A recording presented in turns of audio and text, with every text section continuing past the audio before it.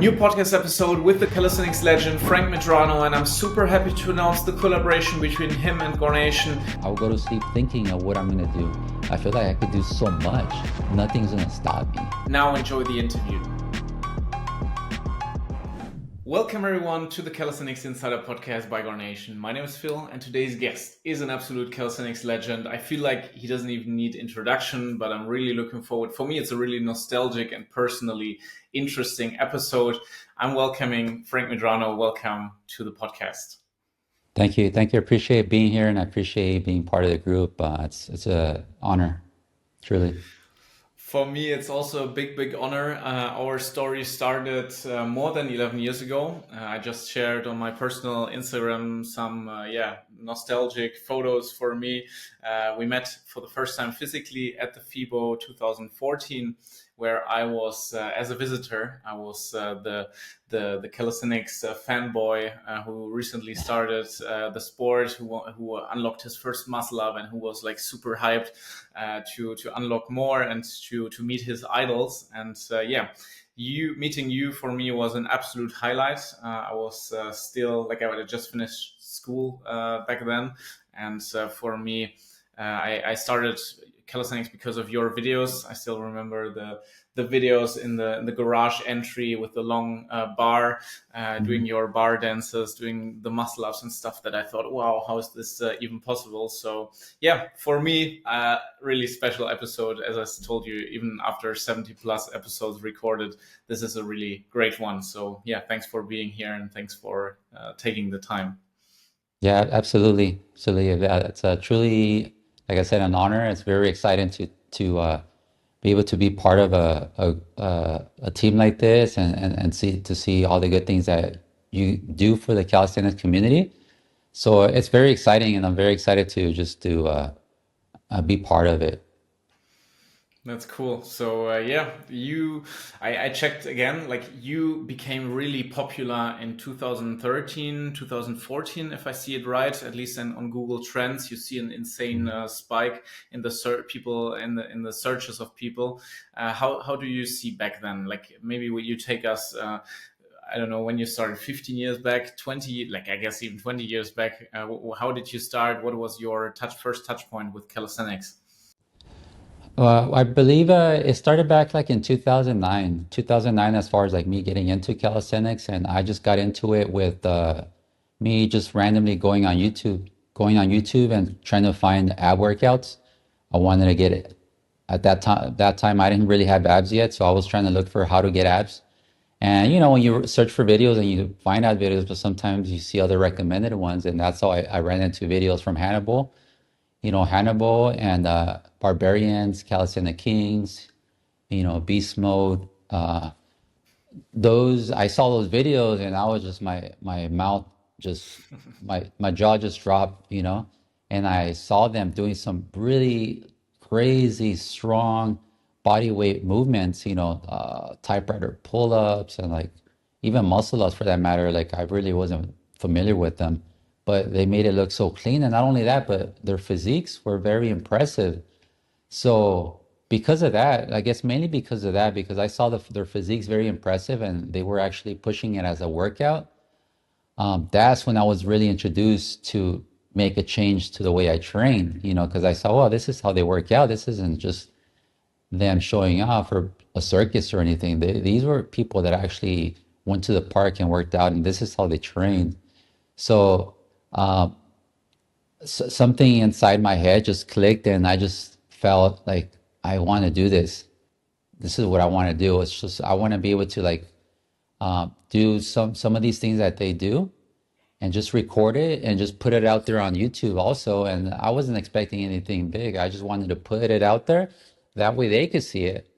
So they could see it and I could be like, hey, look at me.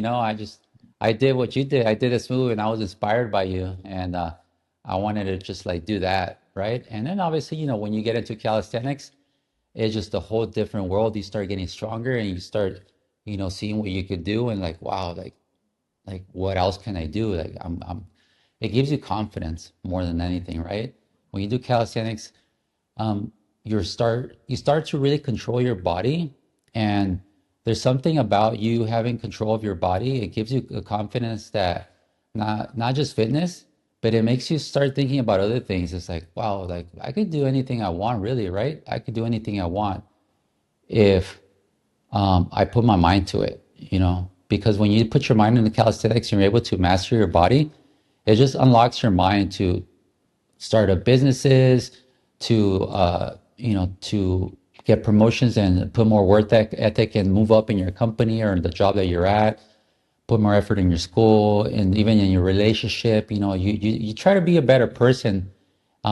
So that's what it did for me in the beginning. So because of that, it just changed my life. Calisthenics really truly changed my life. I was in a really um, low time in my life as far as not just physically, but emotionally and where I was going. It was kind of going downwards. I was kind of getting older. I was in my mid to late 20s already when I started. So my life was really going in the wrong direction. So I started calisthenics and then getting really good. I was getting really good, making videos and getting some attention. And at that point, I was trying to get even more attention. I wanted to get really popular and like, okay, I want to be able to just to be like my idols. I want to do what they do now too, because I feel like I was pretty much almost there. Um, and that's how I started. Then I created a group over here because there wasn't really many people doing calisthenics over here in the West Coast. So I created this group called the Barholics. I don't know if you remember back then, but there was this group of people that I would run into gyms and I started doing stuff in the gyms and they saw me and they wanted to learn. So they like, I took them under my wing and I started teaching them and like they started getting really good, learning a lot of stuff. So we created our own group. And then from there, we just wanted to like create something from it, right? We wanted to create a group, an organization, a team that could go out and train people, create videos, create programs, teach boot camps. And we did a few here and there, but it never really took off. Never really took off. And at that time, it kept me really busy. Like in the beginning of my calisthenics journey, um, I was training for a long time. So I would train for hours. I would train for hours in calisthenics. I would go to work, get out of work, and then I would go to the gym for hours trying to learn and get stronger in calisthenics.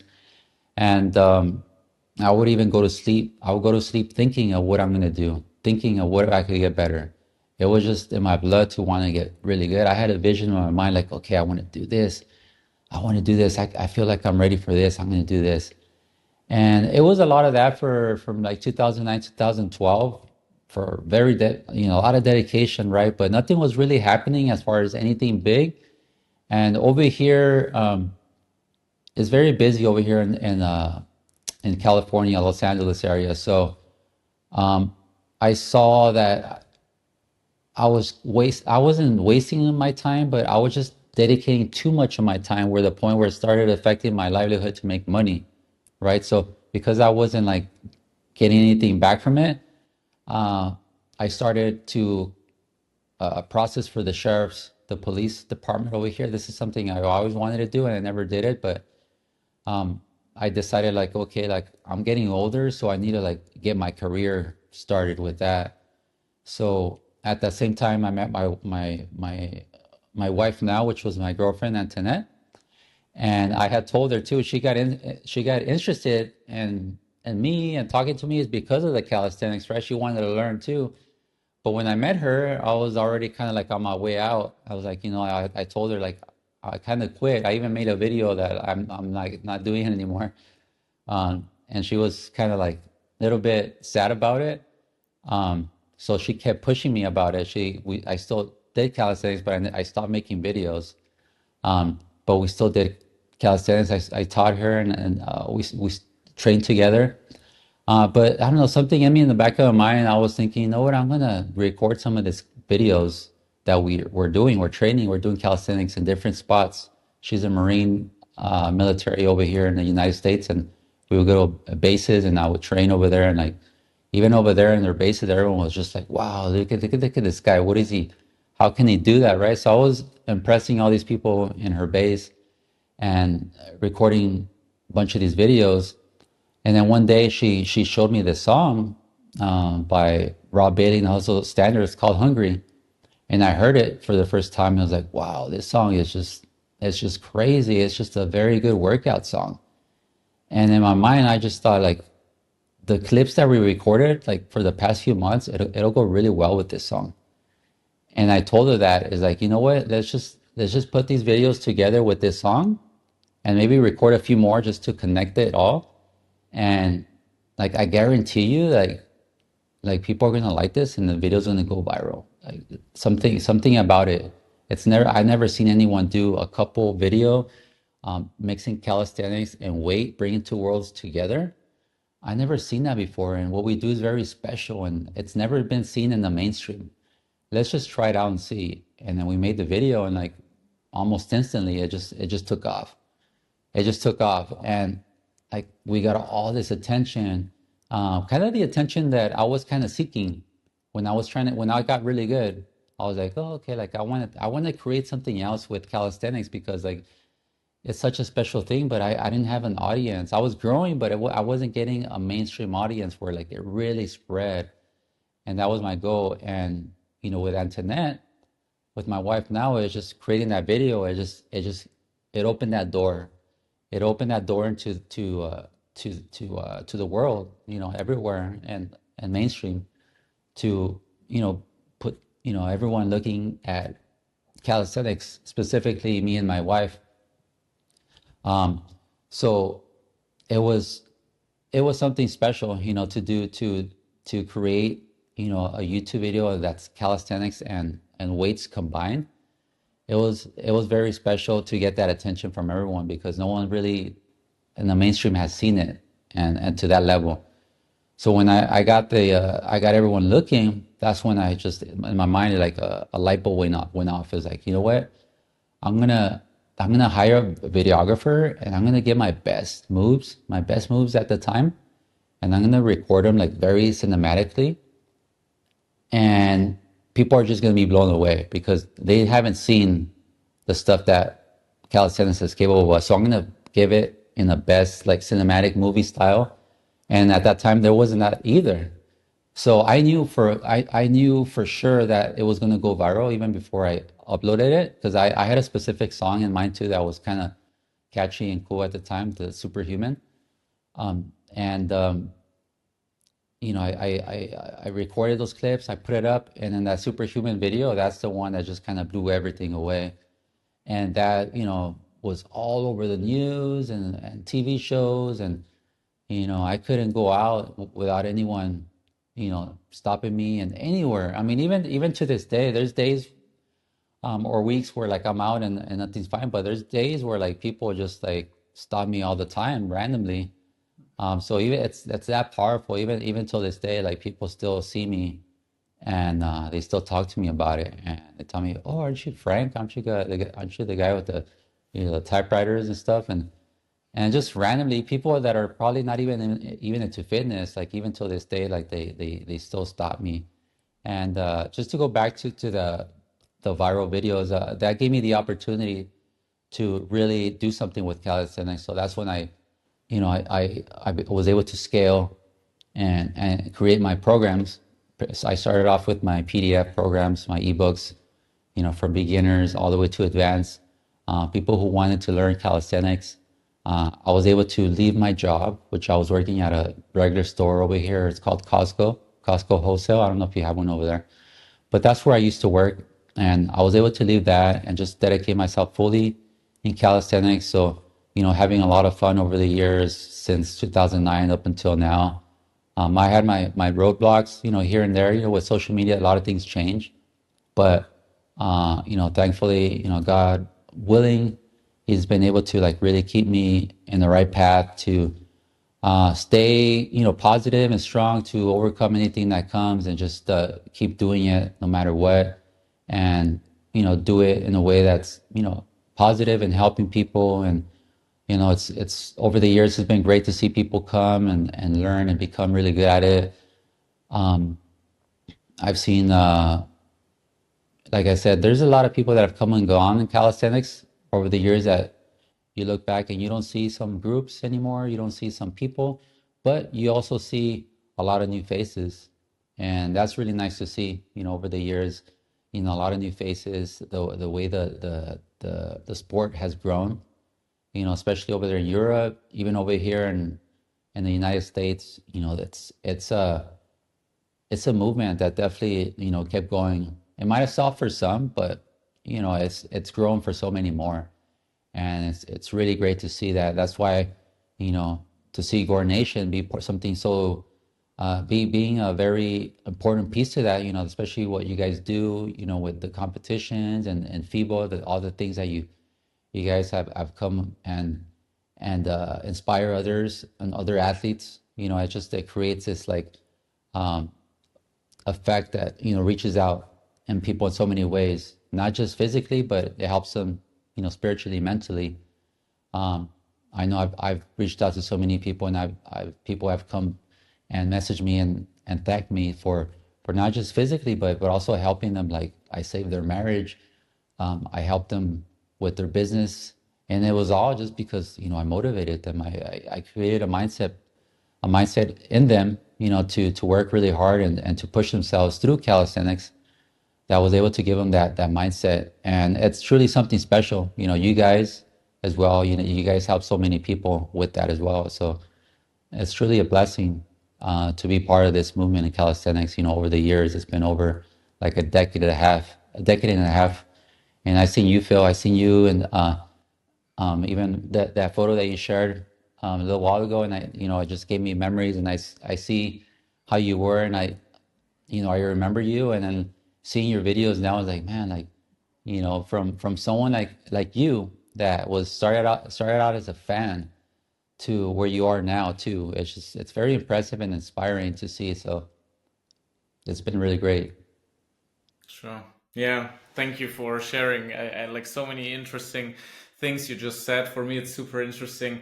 You always need this one person, this one small push that sparks the fire. You know, for you, it has been Hannibal or all the guys back in the days who were even a few years ahead, starting with calisthenics.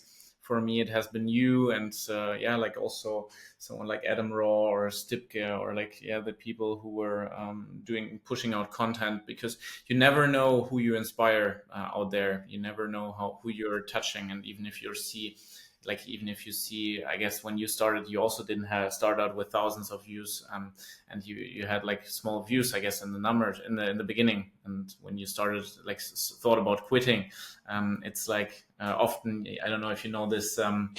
This picture where someone is giving water to the plant every day, and he's close to quitting because the neighbor already has a plant which came out and grew a lot, but his is like really short to breaking out. And you have this picture of bamboo. I think when it needs years to grow to a small plant, but from then every day it grows 20 centimeters or something. So Hmm. yeah, it's really inspiring also that you have also been inspired by someone and were close to giving up, but yeah, pushed through, and also, yeah, in other areas of life. Absolutely. Yeah, absolutely.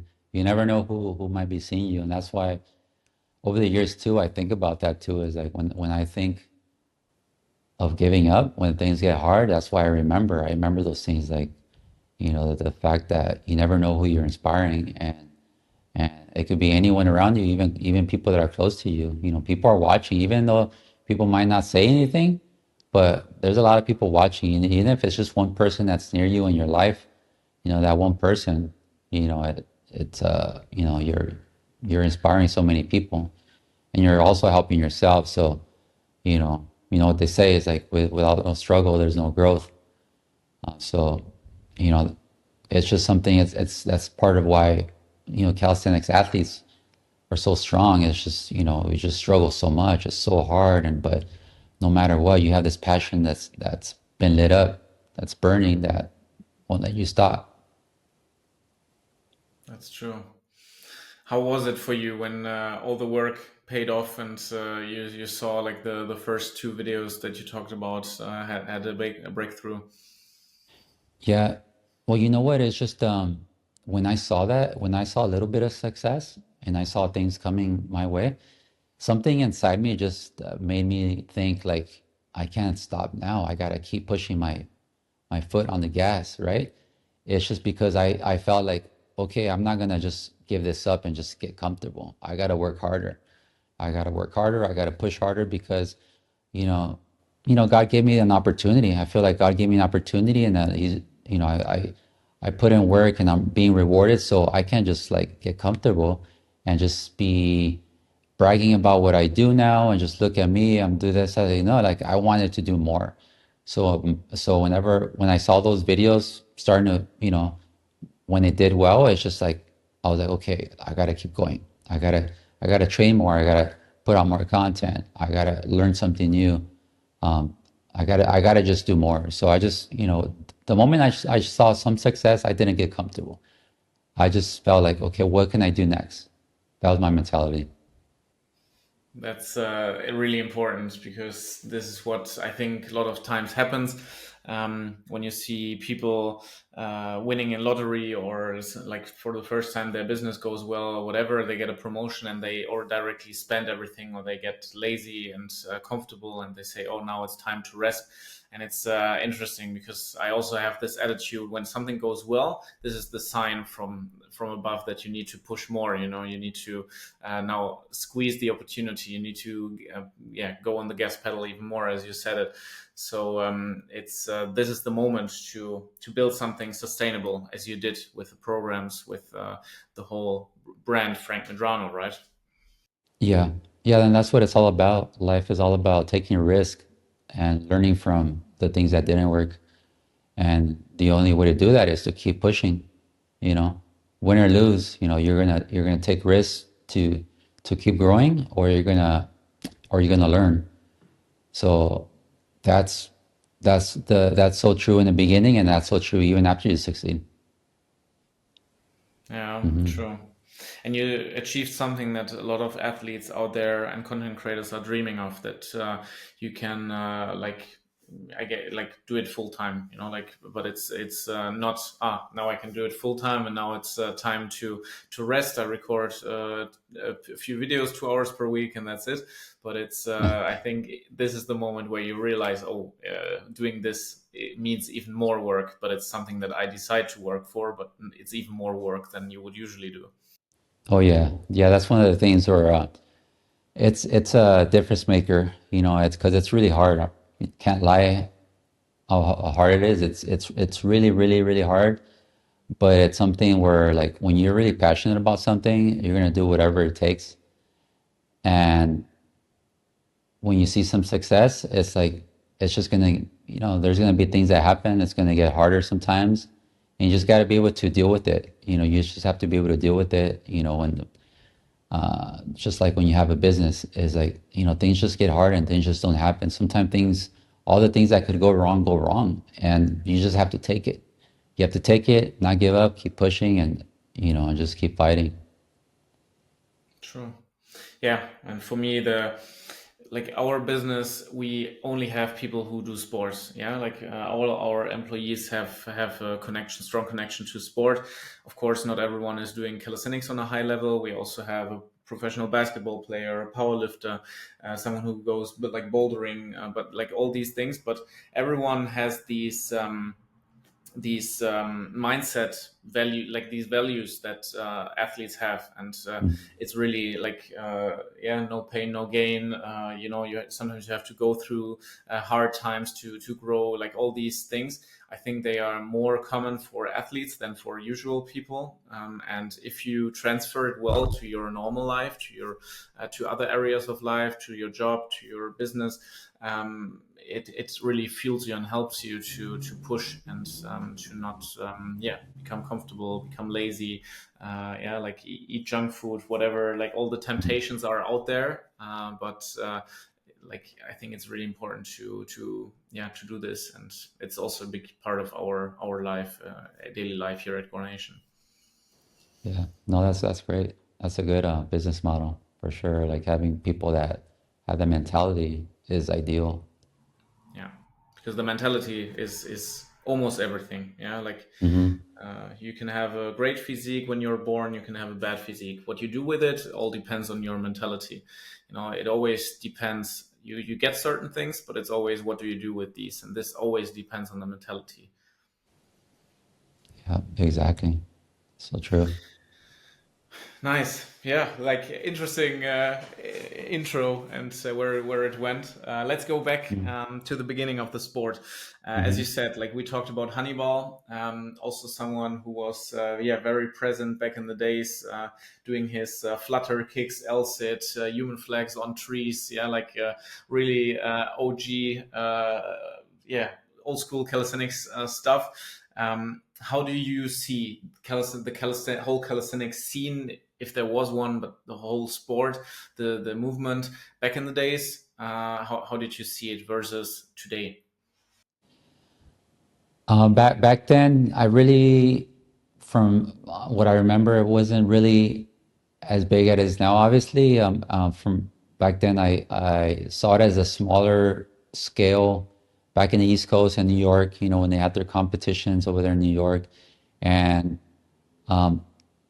they also had some of the competitions like in I think maybe Ukraine or Russia. Like they were starting to have some over there, and those guys were pretty crazy back then.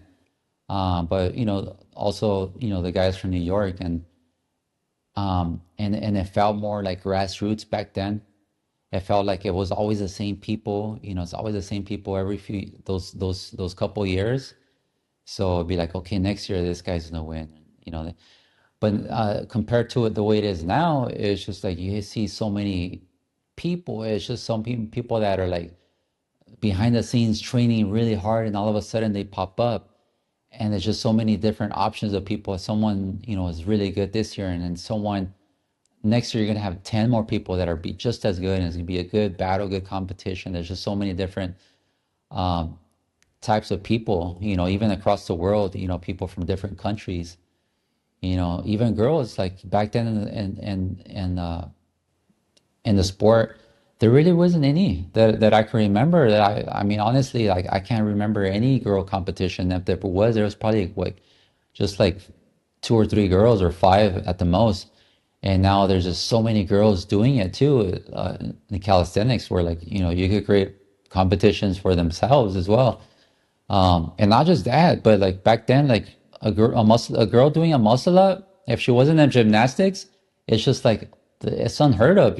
She wouldn't be able to do it, let alone other stuff like typewriters, even typewriters or like anything else. Like they just couldn't do it.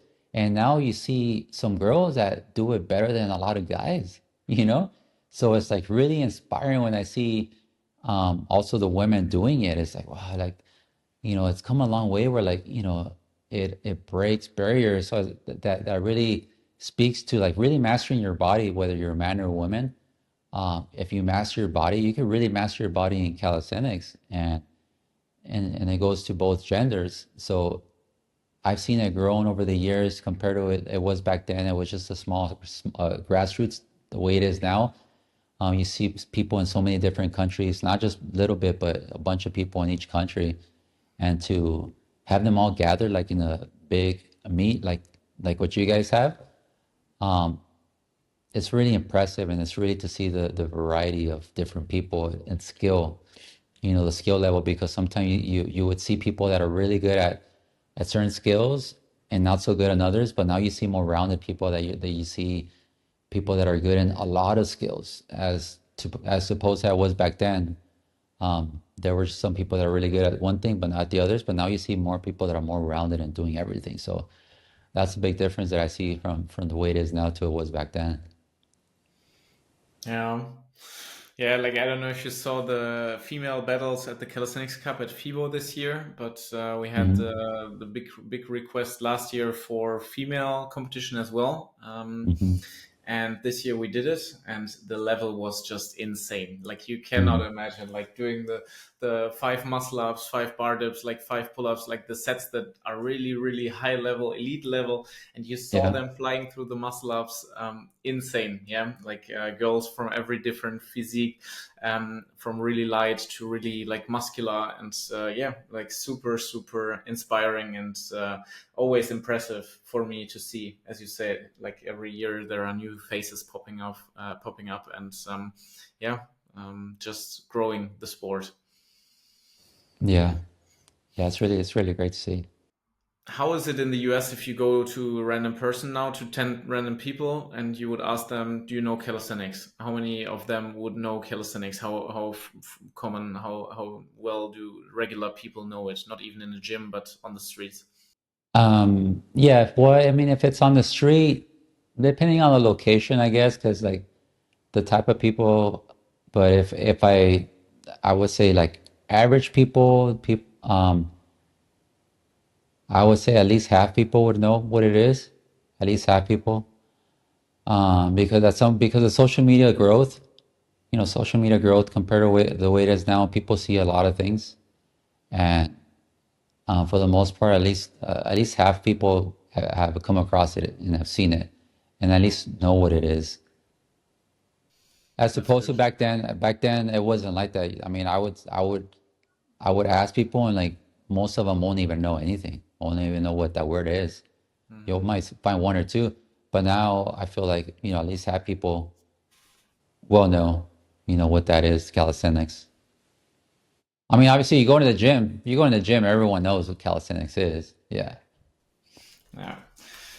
Would be interesting. I want to check if at some point your name has been more popular than the name of calisthenics, because when you became really popular in 2013, 14, I think the sport, yeah, like still, but you were really close to being as popular as calisthenics. With, if you check Google Trends, how many people were searching for the term, so you were really close. But yeah, if you see the line of how calisthenics progresses on worldwide searches, it's really good, because back in Hmm. the days in 2013, yeah, it has been at 25 something. With your help, it went up to 34, 30 something. Hmm. So yeah, there you see, you did a great impact, and now it's at around 90, just for the reference. So it almost tripled in search volume and popularity. So that's really cool. Yeah, it's really, really cool. Nice. Yeah.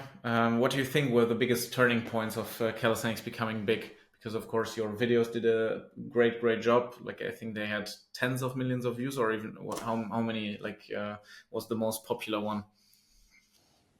To be honest, I haven't checked. Most popular one, maybe close to 50, I think. Wow. 40 something, 50 Yeah. million. The most. And then the other ones, millions as well. Not sure, maybe 20, 30, 40, for the higher ones. But their turning point, I feel, in calisthenics is, to be honest with you, me and you really strongly support calisthenics, right? And we got into it because of a passion that we saw and the potential, and how it's going to help us and how we can help others. And I feel like there's a lot of people like me and you, maybe in different levels. And because of that and social media, I think the social media growth, with TikTok, with Instagram, with Facebook, YouTube, and because of the growth of just word of mouth and people just like, once they get bit by the calisthenic bug and wanted to do it, and the same kind of going back to where I told you how I got into it is when I saw Hannibal's video, and I wanted to like do that too and put myself out there. I think that's the same thing that we have now. The reason for the growth is like because of social media gave everyone that platform where, back then it wasn't as big. It was kind of like in the infant stage of social media, but I was able to take advantage of it and really stand out. But because social media has grown so much and has been able to like really spotlight a lot of people, I think it's just inevitable, because calisthenics is such an important, piece of fitness that's, it's very useful, and it's very helpful, and it's in my opinion, it's the best.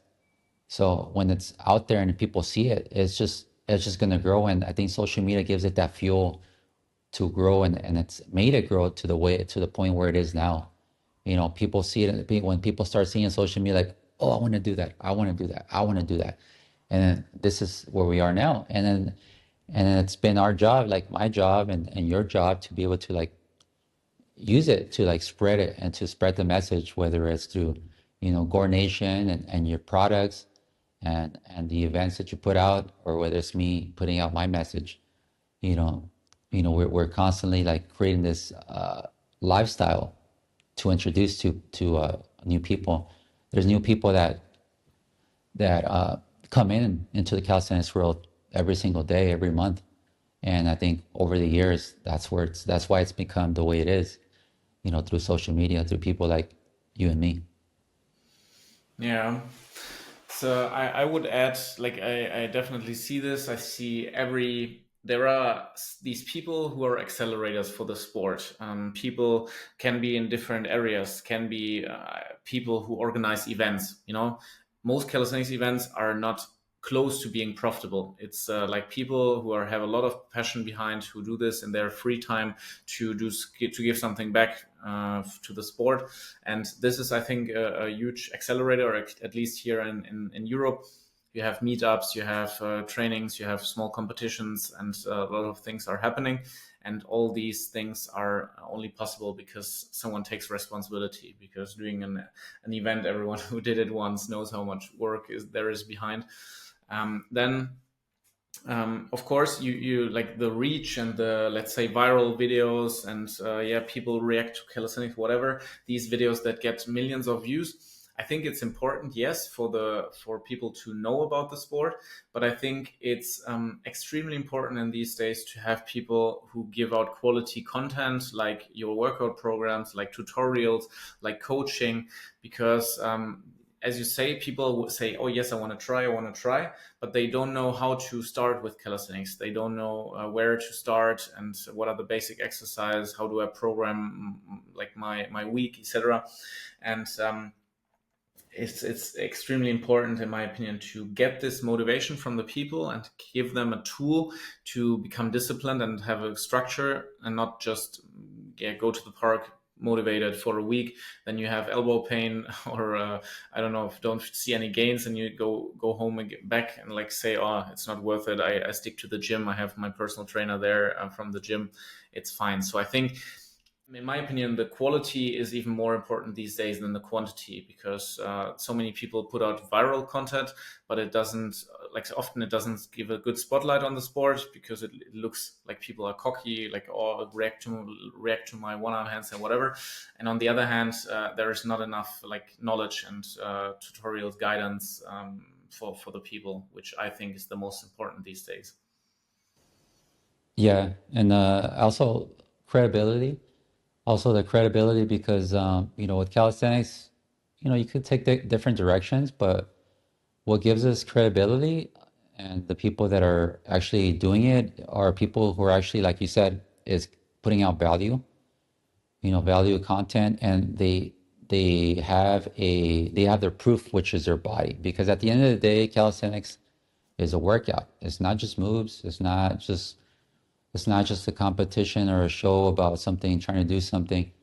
But it's actually a workout, so people, like Chris Heria, uh, Dion, uh, Max True, people with really good physiques that have proof to show that, this is the outcome and this is what you can achieve with calisthenics, is a motivator for people to want to get into it as well. Because it's one thing to see someone do something really crazy, but if they don't have a physique that kind of mimics that impressiveness, then it might be cool for some people, like a random person, like, oh, that was pretty cool. Like, okay, let's move on to the next thing.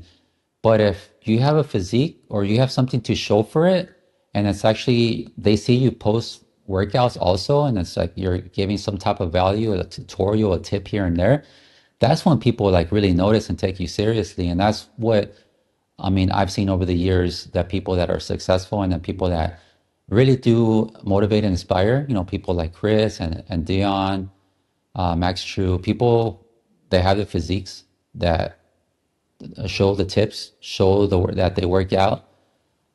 That's what really gets people to get into the sport, because when you have the value and you have that type of mentality of showing that type of content, that's what makes calisthenics really grow. Yeah, it's sad because I wish it wouldn't be like this. Because what if you just have a bad physique? You know, like of course you can do the best with your genetics that you can, but Mm, it shouldn't limit anyone like who is listening just because you don't have the best genetics to start. But it's hmm true. Like I have to admit myself, when I started with calisthenics, it was also that I thought, oh, the physiques look so great. You know, I want to achieve this as well.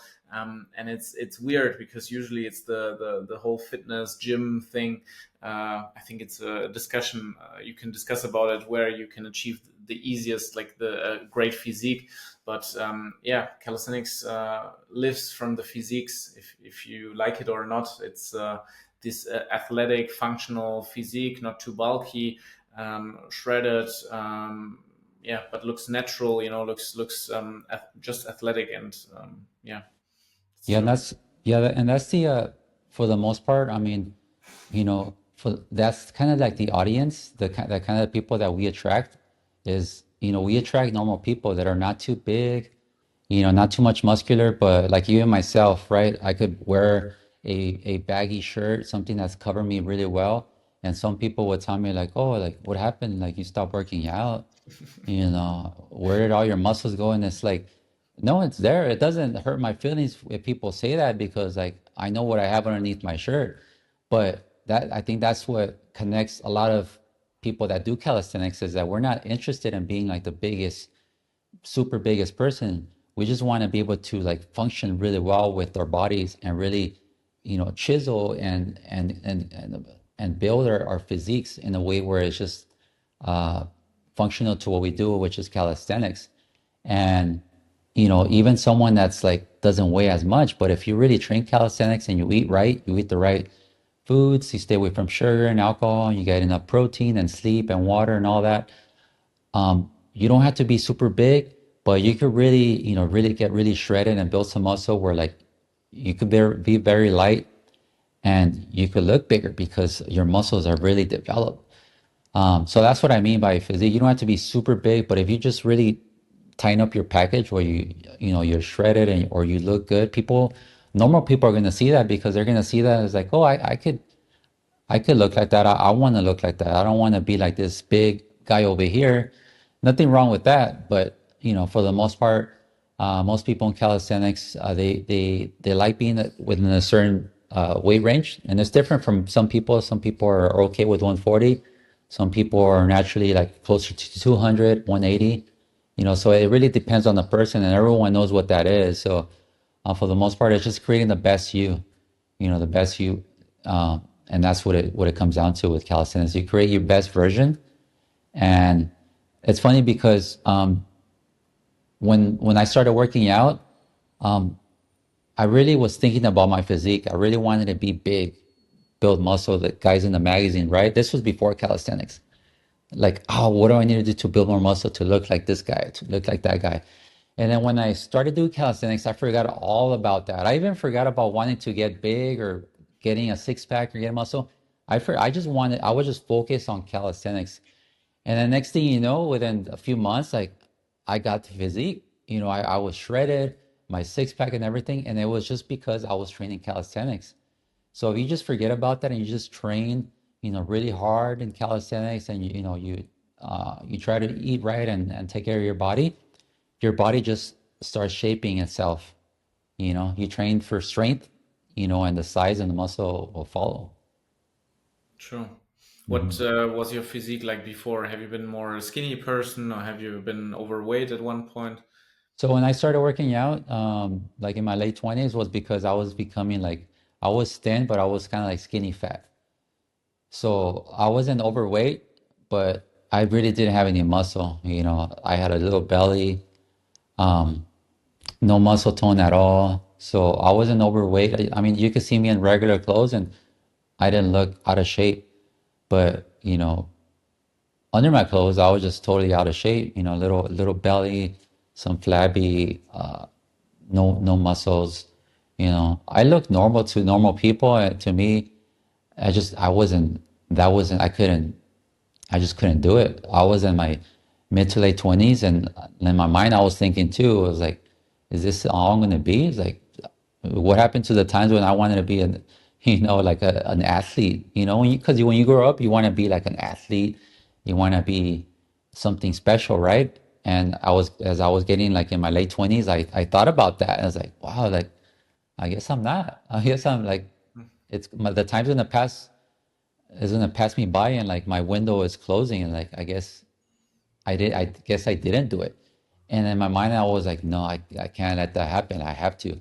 And that's when I just like, oh, like, because of the fear of like looking back and wondering what if, that fear of just like, oh, I wish I was able to do something. That fear kind of like, no, like I have to do something. I have to. And that's when I started working out. That's when I was like, I have to do something. And then like a few years after that, that's when I discovered the calisthenics. And that's when everything just took off from there.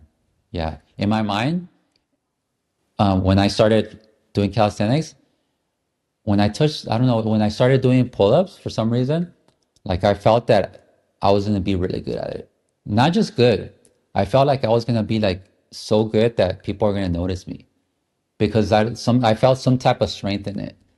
And because that feeling that I had is like, it felt really good. And I feel like, wow, I feel like I'm invincible.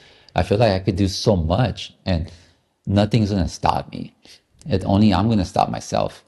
And that feeling that I had at the beginning of calisthenics, that's what kind of like pushed me to the point to where it got me with the moves that I eventually started learning and put out in video. It's just like, I'm gonna do this and I'm gonna show the world what I could do.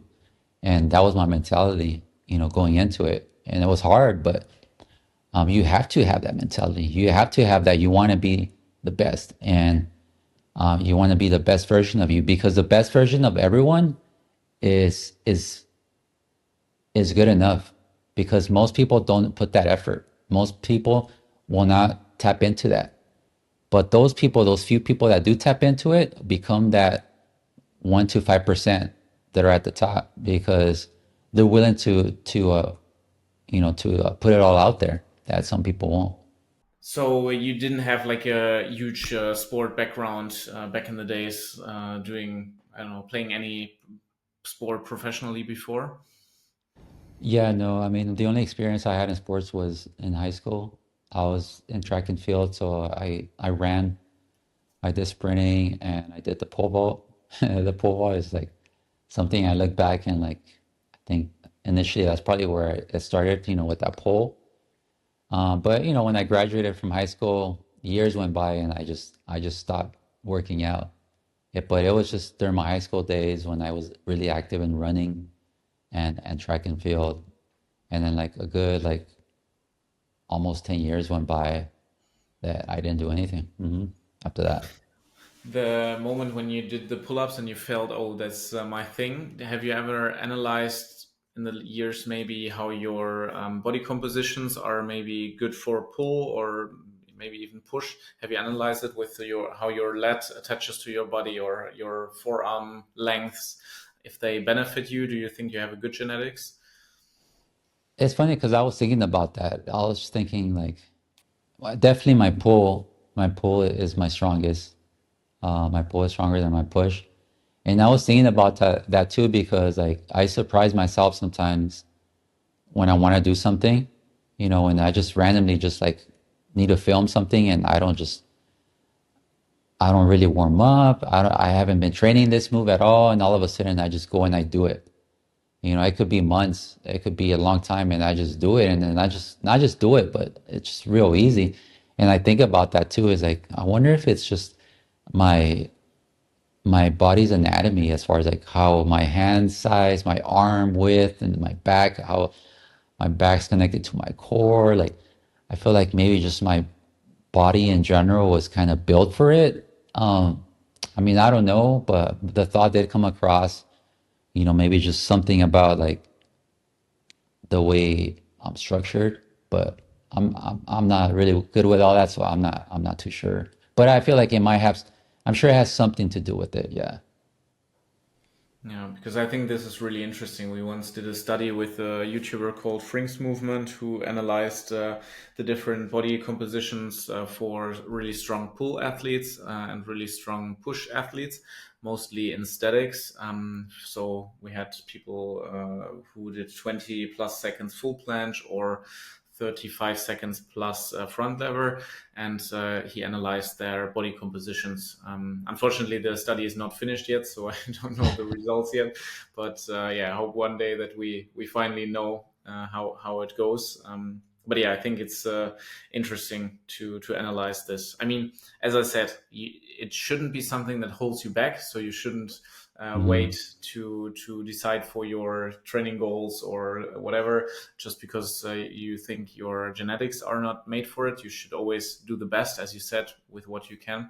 But it's still interesting, like what your body gives you. Maybe you don't know about something that you have genetically the best chance to become really elite level in. So maybe for you it's the yeah. pull. Yeah, and it's a shame. It's a shame because you're right. Like you do need to do both. Because I've seen people that they're really strong with one and they totally neglect the other. And it's just so they could focus on the strengths. But it's a shame because if I would have done that, like I would have never been to where I got today. As far as like it wouldn't have been enough. It wouldn't have been enough. You have to, even though you're stronger than in one than the other, you have to be complete and you have to do both because in the end it just balances you out. And it just helps you and it's just better. It's more aesthetically.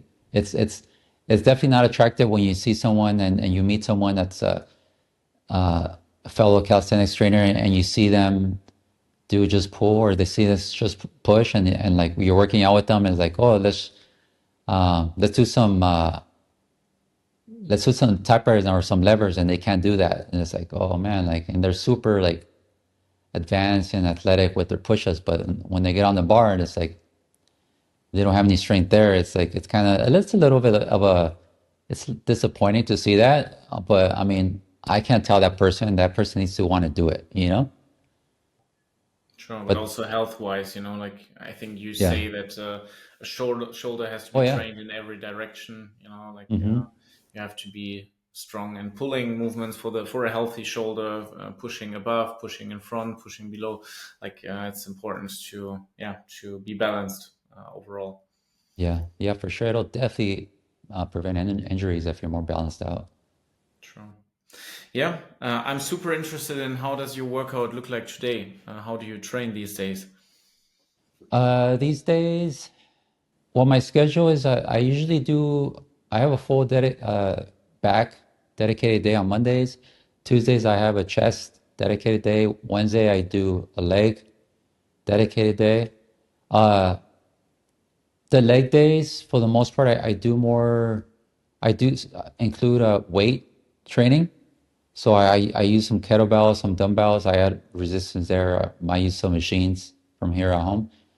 Um, those are the days where I implement the most weight. Thursdays, I focus more on some shoulder work, more calisthenics work and ab work. Friday is an easy day for me. I just focus on arms. So I focus on arm exercises, anything I could do with body weight, some close grip chin ups, diamond push-ups. I try to find a body weight exercise for everything during the week, and I do a lot of it. And not only that, I just increase the difficulty of the exercise. And on Saturdays, it's a free day for me, so most days I'll do legs again, and I also do a lot of body weight circuits. So like more like nonstop, burpees, um, a lot of the basics. So I'll do a lot of dips, I'll do a lot of push-ups, I'll do a lot of pull-ups, I'll do burpees, I'll do squats. So I'll do a lot of like the basics, but in high numbers. I try to do like put my clock in and do a lot of my high numbers on that day. Sundays I rest. Sundays I rest. I don't do anything.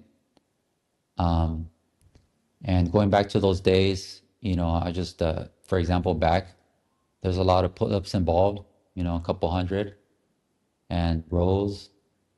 um, a few muscle ups. Um, I keep it pretty basic, you know, do some front levers. For chest, again, a couple hundred push-ups, a lot of dips. Um, for shoulders, you know, a lot of pike push-ups, handstand holds, handstand push-ups, and for arms, you know, some pull-ups, some dips, um, a lot of exercise you probably don't even see me do, but I need to do more of because I mean I do show them on my on my feeds like here and there, but more structured wise, I haven't really put it out there. Maybe I will like a full day of like an arm day and a full day like a chest day. It's just a lot of reps because I like to do a lot of reps. You know, maybe I'll do I'll do a YouTube video of a separate day, right? Maybe like a back day on this thing here, and then I'll now that we talk about that, I'll probably just do that. You know, next couple of videos, maybe just what a back day looks using the equipment here. What's a leg day looks. What's a shoulder day? What's a arm day? You know, but definitely, you know, calisthenics, almost 100% for the exception of my leg day where I introduce some weight. But you know, actually, this speaking of leg day, this thing is really cool with those J hooks where you could just put it on the bar and you could do your squats there.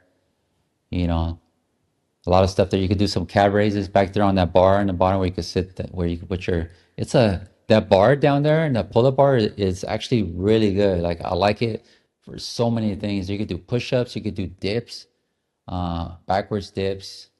I mean, there's just so many things you could do on it. I'll do a video. I mean, I did a video on it soon, the other day. I'm gonna finish it this week and I'll show it to you. Maybe by the end of this week. I'll talk Nice. about it. I talk about all of them, and I mentioned it there. It's really cool. That's cool. That's a good teaser for the people already. Oh yeah, yeah, Nice. Yeah. So when you say you do a lot of reps, how do you train? Do you do sets until failure? Do you do more EMOM and low intensity? How do you do it? yeah. I never really do sets into failure. I will, but it's not a part of a regular routine. You know, I'll do it on a day where like I just want to max out just to see where I'm at. But I never do sets into failure because I want to keep my. I'm training for endurance. I want to do a lot of reps. So, you know, I break it down to sets, whether it's sets of 50, 40, 25. For the most part, for pull-ups, it's anywhere between 10 to 20 reps per set, depending on how I feel or depending on how many reps I'm going to do. And I also do like pyramids. You know, I'll do sets of 50. I mean, I'll do a set of 50, then 40, 30, 20, 10, and I'll go back up. Um, and then I superset a lot too. So sometimes I'll do pull-ups and then I'll do straight and go straight into push-ups. I'll do push and pull. I like doing a lot of push and pull where, you know, you could keep going. It's a different muscle, so you're able to do that. So a lot of push and pull sets and and a lot of sets where like it's not failure, but you know, it's almost near failure. That way I could recover and just keep doing the sets. And I think that's a way for me to that's been a way for me to really increase my reps is doing that. Is doing near failure because when you do maybe you know 5 reps near failure, it leaves enough in the tank for you not only to recover but to be able to push yourself, to be able to keep pushing yourself, you know, and now to the point where like it's nonstop, you know, and now I could keep going. I just run out of time. I just can't keep going. You know, I could do a couple hundred, near 1,000, and keep going, but I just don't have time anymore to keep going. But it's enough for me. You know, it's enough for me. Um, but yeah, that's how I do it. And otherwise, you wouldn't be able to put in 6 workouts per week if you would go Yeah, until failure and like you won't be able reach to 100%. recover. Yeah, True. you won't be able to recover and have good workouts. So you have to leave some for the next and for your body to recover.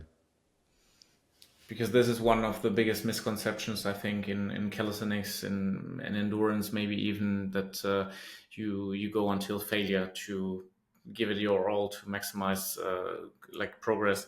It's not like this, you know. Like keeping reps in reserve is so important, so you can recover and do more sets. And in the end, if you calculate all the reps that you put together, you can do way more volume in the whole workout than if you would go until failure for the first set. Yeah. Yeah, and failure is failure. I mean, failure is a lot for different people because true failure, like really true failure, is you're really giving it 100%. Some people's failure is when they feel like giving up, and that might not be their failure. So that's why I mean, like my failure is really extreme, where like it'll take too much away from my workout, where I can't do that. Some people, they haven't pushed their bodies enough to know what true failure is. So that's why I feel like people, at least in the beginning, that's why beginners, it's in the as a beginner, you should know what true failure is, and you should push yourself to true failure. That way, you know at least what that is. Once you gauge what true failure is, then from there, you know where you could cut back. That way, you have some reps in your reserve. That's true. Yeah. But other than that, it's like more an ego thing, you know. Like Yeah. sometimes I see myself in the trap, you know. Like you see your friends doing these reps, and you think, oh, I will do more. But yeah, it's if you want long-term progress, I think it's really important to put the ego aside. We also had a podcast with Andrew Strong and Daniel Christoph about it, who also said they both got injured because they didn't handle their egos, you know. And ego, I think, is a big enemy in our sport and in all of life, I think, in many situations. Yeah, I think that's happened, to all of us in calisthenics. Like every injury that I've had to was because of ego. Every single, I mean, I haven't had that many, but I've had enough where like they were really bad, and it was always because of ego. Yeah. Yeah, but how has your focus shifted throughout the years? Has it always been on endurance? Has it been like, do you still aim for PRs? Do you aim to maintain the form, maintain the reps? What is your focus right now? Recently, it's been endurance and strength. So strength endurance. So, because some basic calisthenics exercises have become really easy, uh, it's been a focus for me to have endurance. So what I mean by that is when I do my sets, I don't rest as much. I want to be able to do my set and not wait too long. I want to keep going. So I want to be able to do my sets and just rest just enough so I could go again. So that's been my focus lately, is just to become like a machine and be able to like be ready, go, go, go, go. I went to like a year and a half ago. I did this. I'm not sure if you're familiar with Navy SEALs. Hmm. I It's a military branch over here in the U.S. and I went. They invited me to do their boot camp. Um, and it was one of the hardest things I've ever done in my life. And this was just a year and a half ago. I'm already really strong in the stuff that we do and push-ups and stuff like that. So I went in there thinking like, man, like these guys don't have anything. I mean, they have no idea who I am and what I'm capable of, right? But man, these Navy SEALs, like it's they're just at a different level, but in a way where like they don't really care who you are and what you're capable of. They see what you can do and they push you even more. So I'm not gonna lie to you, like when they were pushing me and they were telling me to do push-ups, I did more push-ups than I ever thought I ever could. Um, when I thought like that was it, that I didn't have any more, they kept pushing me and I kept doing more. And everyone was already on their knees, like because they kept doing them, like they dropped to their knees to finish off the reps. But um, if I tried to put my knees on the ground, they wouldn't let me. They would spray the hose. They would spray. They had a water hose, and they would spray the water hose in my face. It's like, no, bring your knees back up. They let everyone put their knees down, but they didn't let me put my knees down because they knew that I could do more. Even just up until recently, they knew I could do more. And it was a lot. It was like it was it was in the thousands, and I don't know how I did it, but it was a lot. It was not only that, but it was just, when you stay in a plank position, and even if you don't do a push-up, just be in a plank position for like a minute, and they're like, okay, now you can start. And like, so they did a lot of that. And I was able to do a lot of push-ups like that. So because of that, I started doing more stuff like that, more strength endurance. Where like, okay, it's good to do push-ups, but how about you start doing push-ups when you're already tired, when you're already just in the plank position? So I do a lot of that when you're training. I just hold a plank position and I'm just there for like a minute. And then my count doesn't start till after a minute of me just doing that. And then you'd be surprised of how many push-ups you could do when you're already in the plank position for like a long time like that. Or when you're like doing a push-up and you're just holding it down here, like the bring salary up challenge when you're down here sometimes and you're just like, okay. So I've been doing a lot of strength endurance with not just the push-ups, but like for dips, for pull-ups. So my focus has been a lot on the strength endurance in that aspect. Have you ever thought about competing in endurance?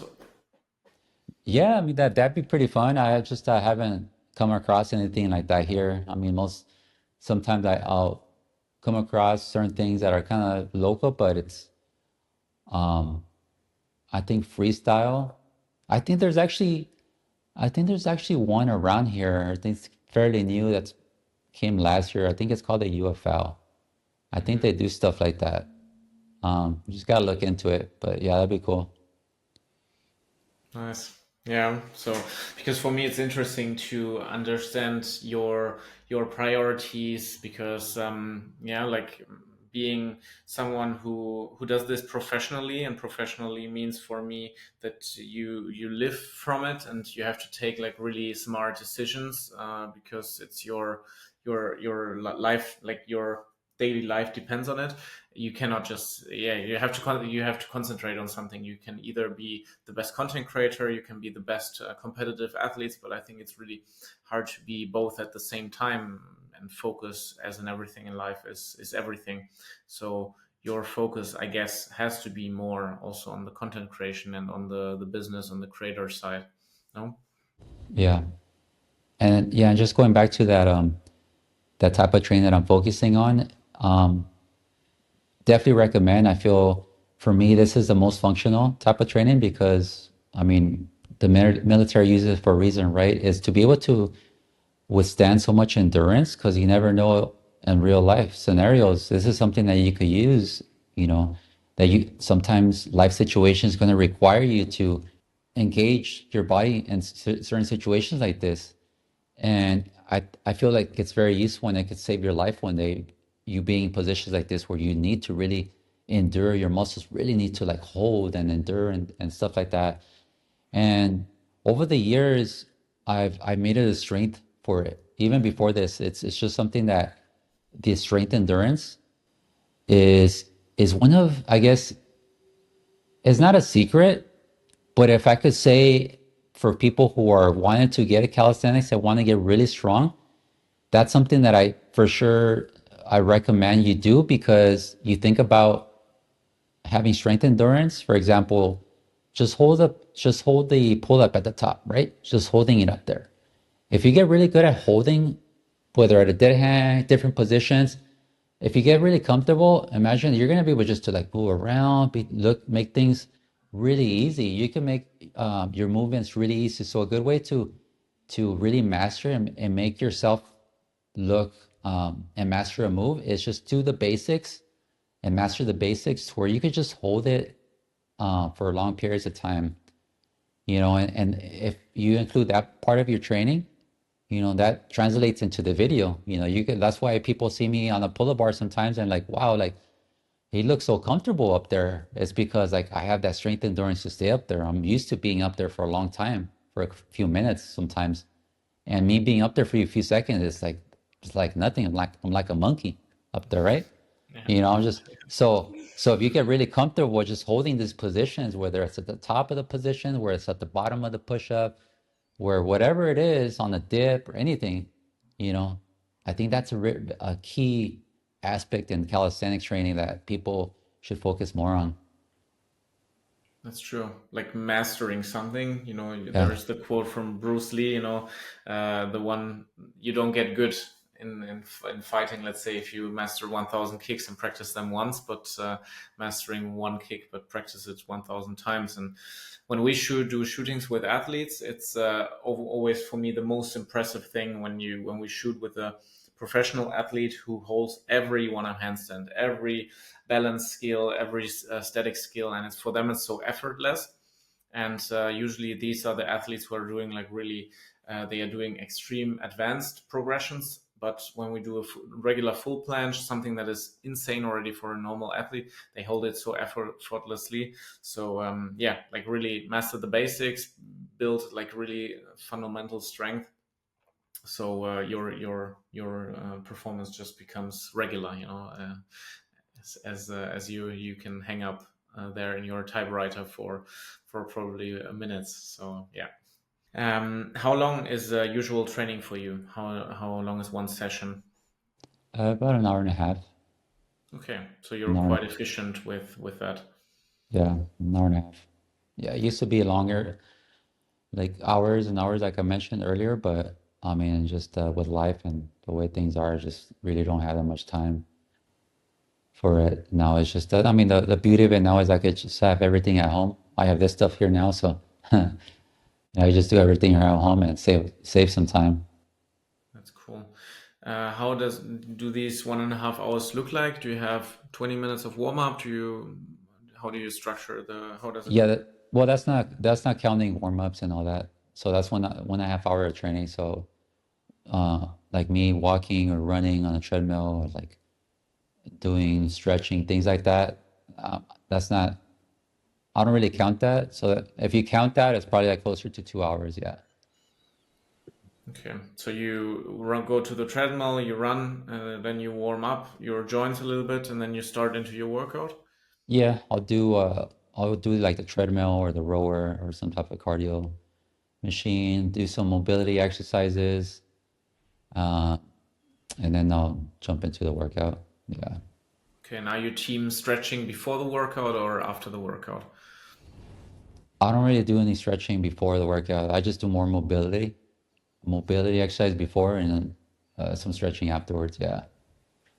Okay, nice. Yeah. Um, do you have an estimate of your PRs in like, because I know people will ask that in the comments. What are your PRs if we take the four classic exercise: muscle ups, pull ups, dips, and push ups? Let's say. Okay, we started with the muscle ups. Say right now probably be like 15. Push-ups nonstop, maybe like one close to 120. Uh, Pull-ups nonstop. I think it was like 43 not too long ago. Dips. I haven't had a dip test in a while, but my PR like 85. But that's not recent. I haven't done a recent one for that. Do you think I, it improved or decreased? to be honest, it might have decreased a little bit, but not by that much. To be honest, I'm thinking with my strength and trying to tighten, probably like 70 something. I'm thinking probably like 70 something. I'm really curious now. I'm gonna try it out tomorrow. I'll try it tomorrow on my shoulder day. Nice. You have a long list of to-dos after our podcast, it Yeah. seems. Yes. Speaking of challenges, uh I'll probably do something like that with this rig. I wanted a rig like this, pull-up station like this, because I wanted to do challenges. I wanted a straight bar, not just a straight bar, but a sturdy straight bar. So I want to do challenges on this where it's like push-ups, pull-ups, dips, circuits, where like it's like time-based, things like that, and put it out there. And it's really fun. It's really exciting for me to do this because I've been wanting to do this for a long time, like do these challenges and put it out there. And now I have a machine to do it for. So I'll make sure to do these challenges and tag you guys. And, maybe your community could hop on these challenges as well. That's true. I think the listeners will definitely be up for some challenge with you. That's cool. Cool. Yeah, cool. Nice. Yeah, like, do you feel like when was your peak? Are you right now in your strength peak, or when was it?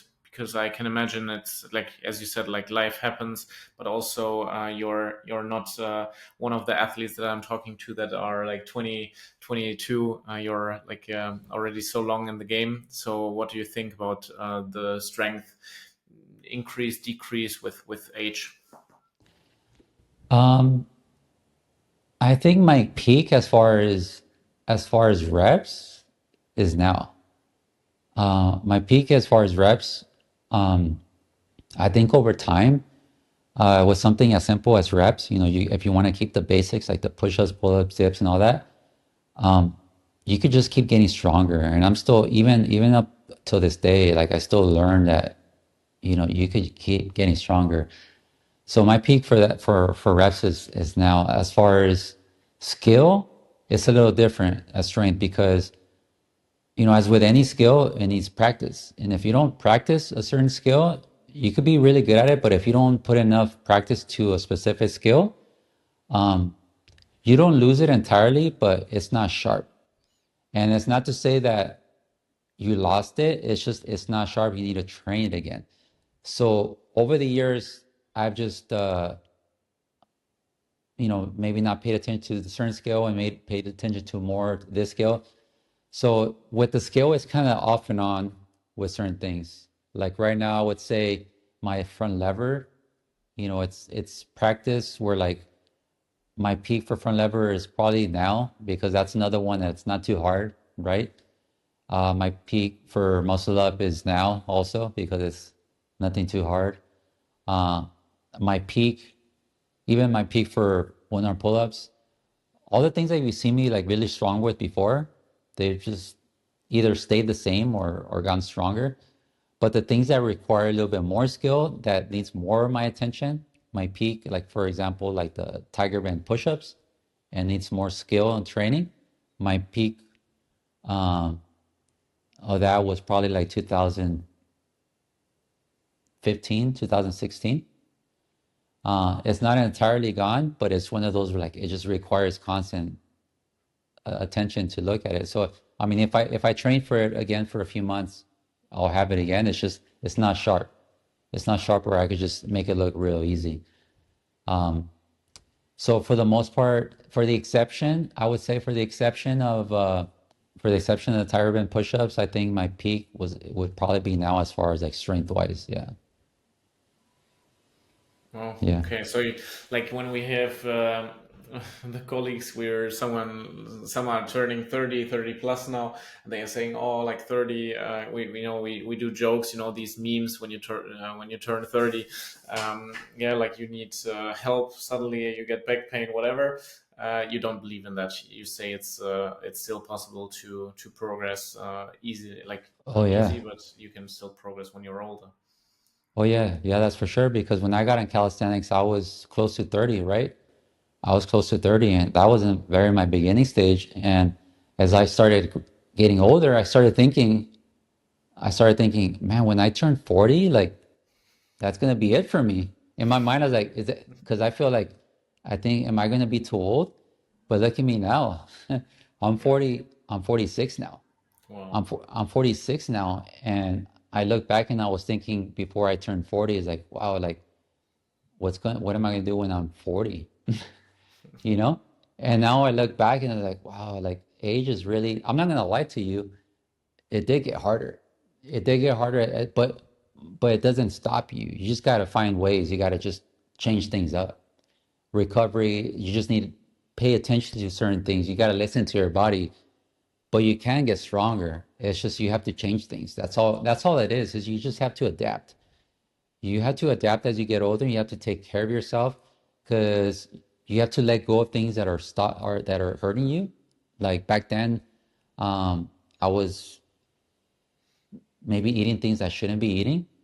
And as you get older, it starts affecting you more. Like the junk food, the drinking, the sugar, like all that stuff. At some point, you can't keep drinking that, or you can't keep eating it, because your body at some point is going to tell you like, no, no, you know what? No, that's it, no more. Your body's not gonna. I'm not gonna let your body do this anymore if you give me this food. So you have to stop, and you got to take care of your body more as far as like what you eat, what you put into it. So that in a way, I do see that it gets harder, is like you have to really pay attention to what you eat, because it does really affect you more as you get older, what you eat, what you know, your rest, you know, drinking more water, getting enough sleep. That really makes a big difference, and plays a big part. But as far as like the age wise, like it's, you could totally still get strong and still do it. Like look at me, I'm still 46 and I'm stronger now and doing a lot of the things that I was back then. And I never even thought it was possible. Like I don't even see, like in the near future, you know, God willing, I don't get injured. I don't even see anything of me slowing me down, because like, how am I going to slow down? I'm still getting stronger, you know, and it's just, it all comes down to like taking care of yourself. If you take care of yourself and, you know, drink water, get enough rest, eat right, you know, your body is just, it's able. So talking about all these measurements, how you keep in, like, stay in form, stay in shape, and react to the, yeah, development of your body today. Tell us more about your nutrition. How do you eat over the week? Um, I've been doing a lot of intermittent fasting. So, I believe it's really helped me as far as like to be more focused and be able to function better. There's a lot I mean, I'm not an expert, but I've been doing it for a few years now. I would say since 2021 maybe, or 2020, where I'll have my last meal like 7, 8 p.m. previous night, and I won't eat till like 1 to 2 p.m. the next day. And that's even, you know, working out and everything, and even working and things like that. Maybe have some coffee if that. Um, it's allowed me to have better workouts, more energy. I feel like I could burn more fat. I just feel more in the zone. And right around that time, you know, I have my first meal. It's usually pretty big. I mean, not super huge, but I'm really big into smoothies. You know, I like to have a lot of smoothies where I add some protein in there, different fruits. I like papaya and I like berries, and some oats, sometimes some peanut butter. But I like to be creative. You know, as you know, there's so many possibilities with smoothies. And then from there, I also have a meal.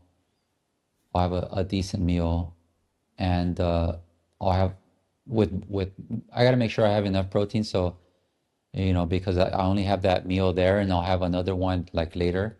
So in that sense, just two meals. So those two meals, I need to make sure I do have, you know, enough protein to sustain me, and also the right amount of calories, you know, for it to you know, replenish me. So I have a meal like around 7 to 8 p.m.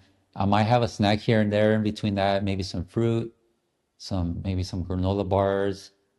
For the most part, I try to keep it protein dense on both meals. And during the weekend, I don't fast, so I like to treat myself, and I like to refeed. So I have breakfast, lunch, and dinner there. And I cheat one of those days, so I'll have my cheat meal, which is either like some burgers or maybe a pizza, some donuts, you know, things like that. Those are the things that I like to eat for cheats. And I was gonna say, for people wanting to get shredded and get into shape, I do. The cheat thing is like, I always tell people, you can't cheat. If you're happy with your physique, then that's fine, cheat. But if you're trying to get abs and you don't have abs, or you're trying to lose weight, you can't cheat. You're not there yet. I mean, I remember when I started training and trying to get really shape, there's no cheating. You know, the cheats are only for people who already have their physique and they're using it as a tool to, you know, there's different levels where, like, you know, it helps you. But if you're trying to get there and you're not where you want to be at, then you shouldn't. But if it helps your sanity, or like it helps you to stay on track, to maybe to help you get over, then okay, then do that. But I definitely, for the most part, don't recommend people to cheat unless they truly they need that, they need that to help them to persevere and just to keep on it. Yeah. Do you know your calorie intake? Do you have something that you aim for, or you don't count Me, calories? yeah, me personally, I'm around two, between two and 2,000 and 2,500, Okay. between two and 2,500, depending on where I want to be, as far as like um, how I want to feel and how I kind of want to look. Sometimes, depending, because I do a lot of filming. Sometimes I'm filming more than other times, and sometimes I want to keep my calories low. That way I'm extra shredded, and sometimes I don't I don't need to be. So depending on, so that's why I'm between 2,000 and 2,500. Okay. Do you have any rule for you that is the most important thing? Do you aim for a certain protein intake? Do you aim for a certain feeling of your body? Do you only aim for the hours? Do you aim for the amount of meals? What is the most important thing for you? The most important thing for me that I aim for is to make sure I get have enough protein, but also keeping in mind to stay away from sugar, uh, the combination of those two. Hmm. So minimizing, all the bad carbs and the sugar, and making sure I have a higher protein diet, higher protein meal. Those are the main things when I'm building my meals, and I'm making and I'm eating, even everything is I want to make sure, like I always look at the labels, or when I'm cooking, or whatever, like what I put in is is it low in sugar, and does it have enough protein? And everything else is just like I kind of just it goes from there. That's cool. Do you have supplements that are essential for you? The supplements, I mean, I take my protein because, to make sure I have enough protein. Um, I am sponsored through High Performance Nutrition brand, and they specialize in different types of products. One of them being a NAD3, a NAD supplement. It's kind of like an anti-aging, anti-inflammatory supplement. Helps you keep looking young. It Helps works. help. Oh yeah, I really, it's one of my favorites. It makes me feel younger. It's really good with cell regeneration. Um, I have good sleep with it. And another one I do take, it's PA7. It's actually my secret weapon that I've just been using it because it gives me even more strength. And that's probably one of the reasons why when I say like what my peak is I think my peak is now, because I feel like when I started taking that supplement, it kind of like it made me feel like I used to, as far as strength wise. It kind of like I caught up to where I was, and I went beyond it. And I don't know how it does it, but that supplement, it kind of acts like creatine. I also take creatine, where like it gives you that strength, endurance, like that extra boost, but in a different way, So both of those combined, it's just like I feel like, I could just keep going. When I mentioned earlier, like my workouts just keep going, but I don't have time. Um, so those are the supplements I take. I take the creatine, the PA7, the NAD3, and the protein. Nice. So, talking about general biohacking, I don't know, life optimization, are there any things that you would advise, like that you would say, hey, yes, this is super important for me? Maybe sleep quality is really important for you, maybe water quality. What are things that you say are it's really important for people who want to live a healthy life?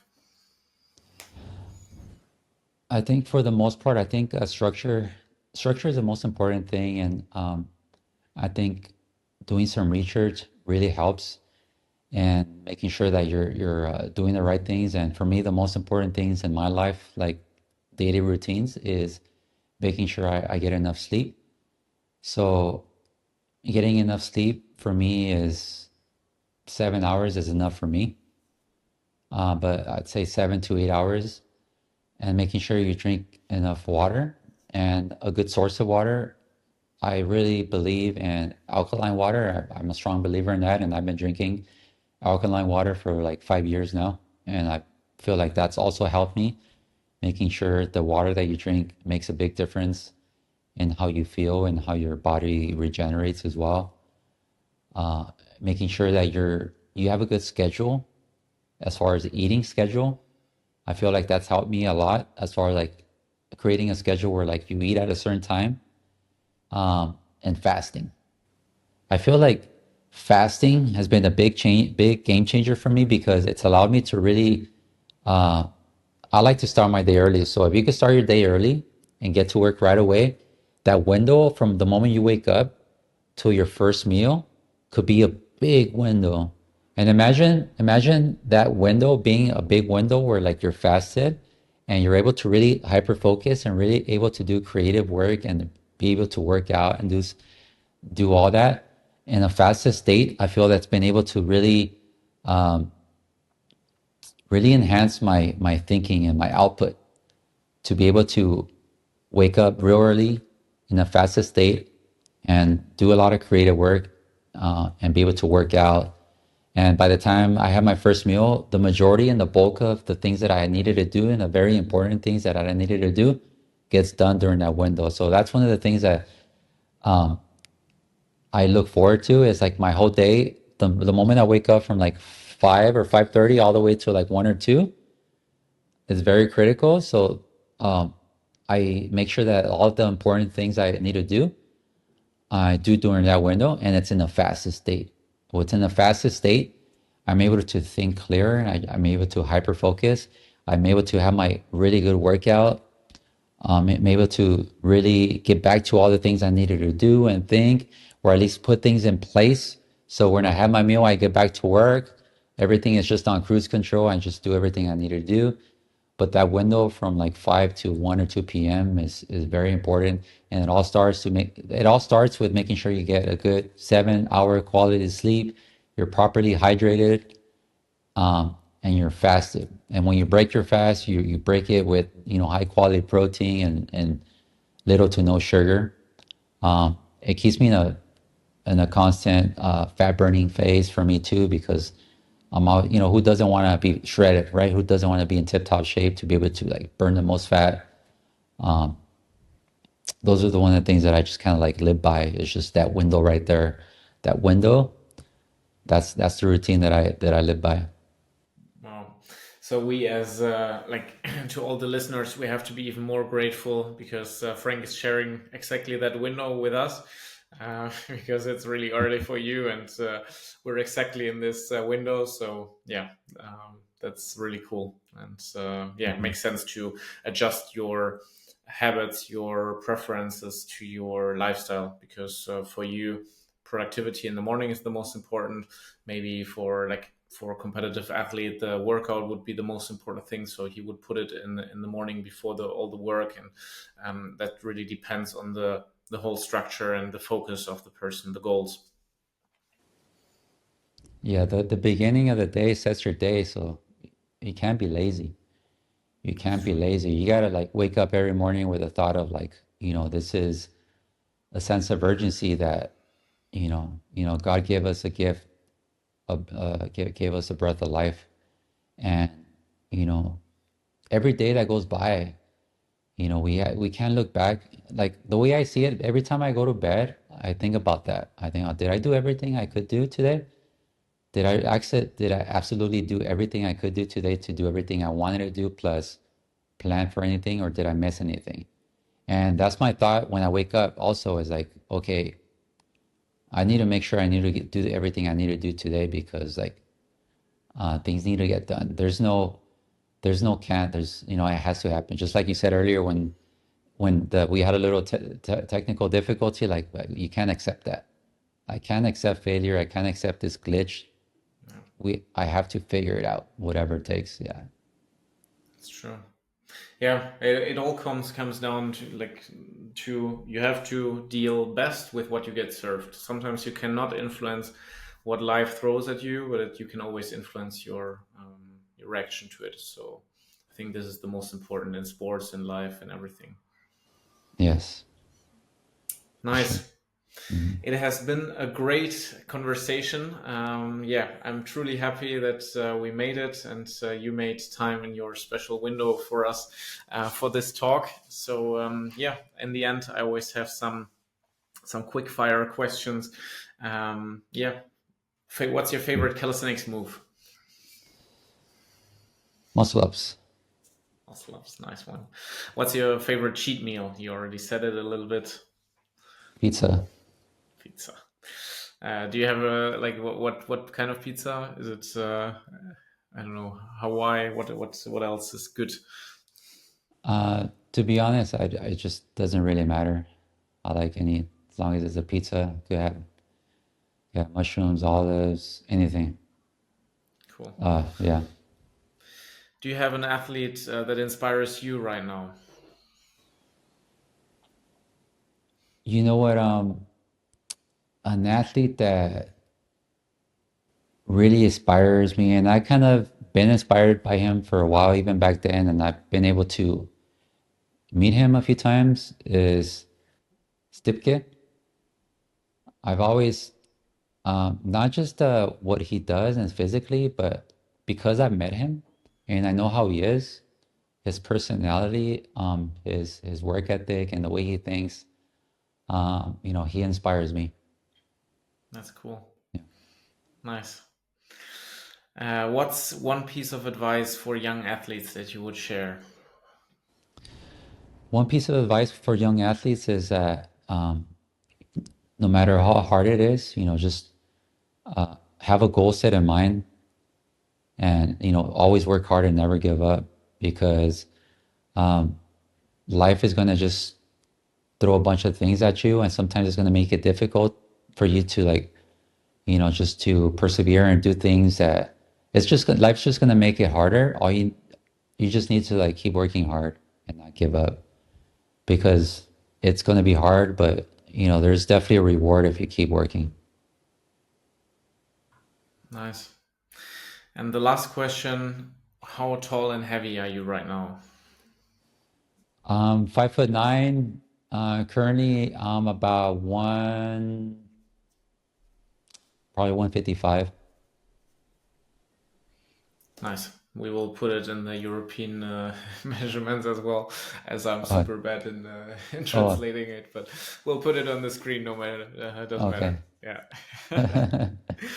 Cool. Yeah. So, as I said, big thank you, Frank, for your time, for everything you did. As I said, like you, maybe without you, GORNATION wouldn't even exist. At least it wouldn't exist in the way it does, because you really shaped my way of entering this sport. And I really want to say thank you for everything you did. I know you changed a lot of people's lives, and of course, it's about quality mostly. As you said, like many people were deeply touched from you, maybe with mental problems or anything. But for me, I can just say, for me, it has been a huge inspiration. It was awesome to meet you 2014. We should definitely repeat that. Maybe we can invite you to one of the next FIBOs to show the young generation again that you're there, that you're the one of the founding fathers, or like that the sport is really deeply rooted to you and your beginnings. So yeah, just overall big thank you. I'm super happy that you took the time, and also for the collaboration now.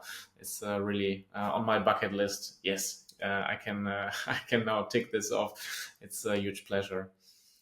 Thank you so much, Phil. It's a really great pleasure, and I thank you so much for the support. I'm really grateful for you, and for GORNATION, for everything that you do. It's a real honor to be part of something like what you have. Something that just gives back so much for the community, and creates a platform for people to to want to do calisthenics. You know, what a perfect way to do it. And I think you're doing it perfectly with the, you could tell, you know, when you sent me the equipment and I tested it out and I tried it out and I put it on and everything, I was like, wow, like this is like, it just feels so right. Like someone really gets it. Because you know me, I've been around for such a long time and I've tried so many different things, and your equipment is made with that thought in mind for the calisthenic athlete, and you know, to make sure that everything is safe and everything is made for you to like really get really good and learn well. And I'm really excited to, you know, create content with all this stuff and use it, keep using it, and I'm really excited to be part of the team. That's cool. Yeah, I'm also looking forward. Thanks to everyone for listening to this. Yeah, I hope you could take inspiration, motivation, and thoughts for your training and for your life with you. Yeah, I will give the last words to you, Frank. Thanks again for your time and my time to say goodbye. Thank you, Phil. Really appreciate you guys. Thank you. That's it for the interview. Big thank you for watching this till the end. And now, big thank you again to Frank for the collaboration and for the time, for all the value that he shares. Also, if you didn't check it out yet, the new pull-up station is now being restocked these days. So definitely check out on the GORNATION page if it's back, if it's still on pre-orders, but it will be restocked very soon. Thanks for your support. Enjoy your next workouts.